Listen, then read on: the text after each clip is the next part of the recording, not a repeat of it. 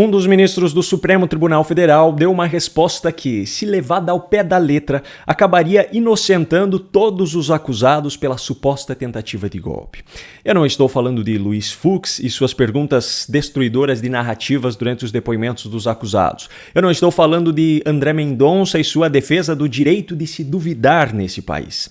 Por incrível que pareça, eu estou falando de Flávio Dino, o cara que foi colocado dentro do STF justamente para combater opositores políticos. Flávio Dino é o cara que Lula disse ter orgulho por ser o primeiro-ministro comunista na Suprema Corte. É o cara que, enquanto político, chamava qualquer opositor de fascista, nazista e depois, como ministro do STF, afirmou que chamar de fascista ou nazista não é crime contra a honra. Mas também é o mesmo cara que se sentiu ofendido e processou um influenciador por tê-lo chamado de gordola. Flávio Dino é o cara que fazia campanha para Lula pelo menos desde 1989. É o cara que integrava o consórcio Nordeste por ser governador do Maranhão, na época em que o grupo pagou 48 milhões de reais adiantados por respiradores que nunca foram entregues e que agora, como ministro do STF, será relator justamente desse caso. Flávio Dino é o cara que, enquanto político, criticou por diversas vezes o sistema eleitoral e as urnas eletrônicas, mas agora, como ministro do Supremo Tribunal Federal e ainda por cima integrante da primeira turma, julga rivais políticos acusados justamente de ataques ao sistema e às urnas eletrônicas. Pois é, todos esses fatos, para qualquer pessoa com um mínimo de sensatez, já seriam suficientes para considerar que Flávio Dino é um magistrado, no mínimo, suspeito para atuar nesse processo. Mas não é assim que as coisas funcionam no nosso país. Aqui, os pesos em cada lado da balança não são definidos pela lei, mas pela visão de quem tem o poder de tomar as decisões. Enfim, como se tudo isso não bastasse, esse mesmo Flávio Dino ainda fez questão de dar uma resposta que pode ser classificada como a cereja do bolo da festa da hipocrisia. Na última sexta-feira, enquanto participava de um evento do Tribunal de Contas do Estado de Minas Gerais, em Belo Horizonte, o Flávio Dino foi questionado por um repórter da Itatiaia sobre o fato do ex-presidente Jair Bolsonaro ter apresentado provas durante o seu depoimento ao STF de que Flávio Dino, há alguns anos atrás, fez sérias acusações ao sistema eleitoral brasileiro e às urnas eletrônicas.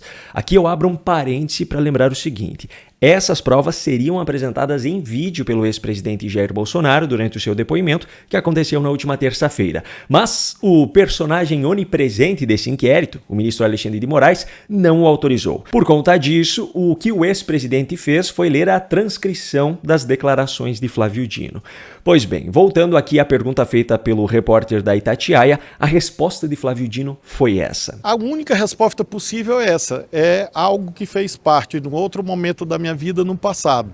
E como é um caso concreto, eu infelizmente não posso me referir a essa circunstância. São fatos de mais de 15 anos ou de 15 anos atrás, que tem a sua explicação naquele momento, na tecnologia então existente, antes da biometria e antes de outros mecanismos de auditabilidade que foram desenvolvidos. Agora, evidentemente, todo réu, todo acusado tem o direito de ampla defesa e qualquer réu, qualquer acusado pode e deve dizer o que quiser em sua defesa, já que ele vai ser julgado. É claro que isso não pode ser cerceado, jamais foi cerceado. As pessoas são livres, nesse caso, para se defender. O senhor mudou de opinião, então, sobre essa questão das urnas? Na verdade, não foi uma questão de opinião, as urnas é que mudaram. Essa é a versão de Flávio Dino. Mas agora vamos aos fatos.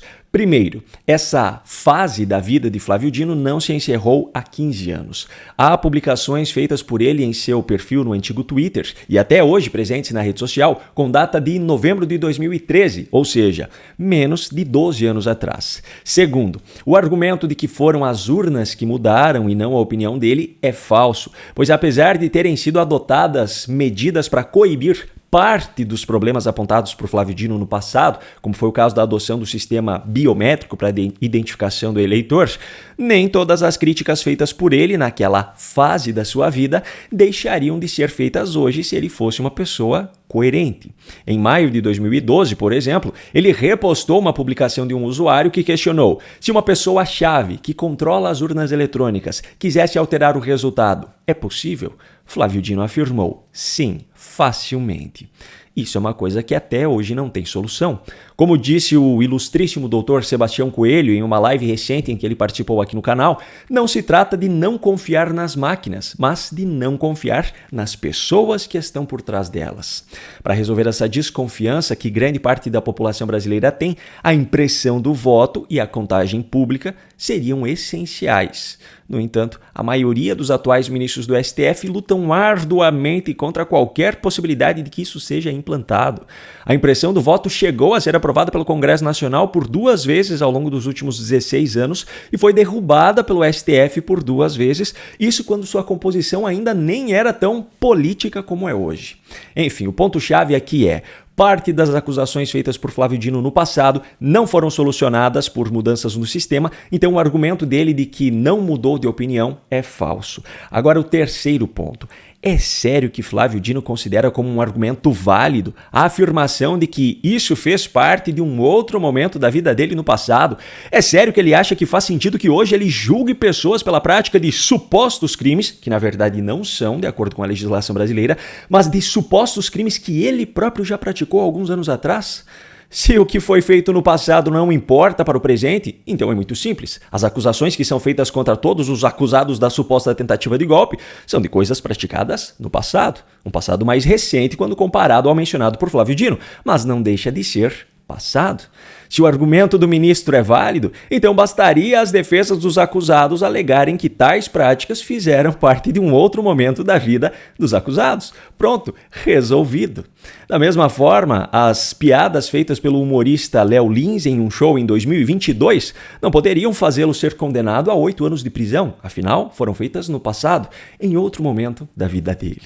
A frase que Débora dos Santos escreveu com batom em uma estátua na Praça dos Três Poderes no dia 8 de janeiro de 2023 não poderia levá-la a uma condenação absurda de 14 anos de prisão, afinal, a frase foi escrita em um outro momento da vida dela, no passado.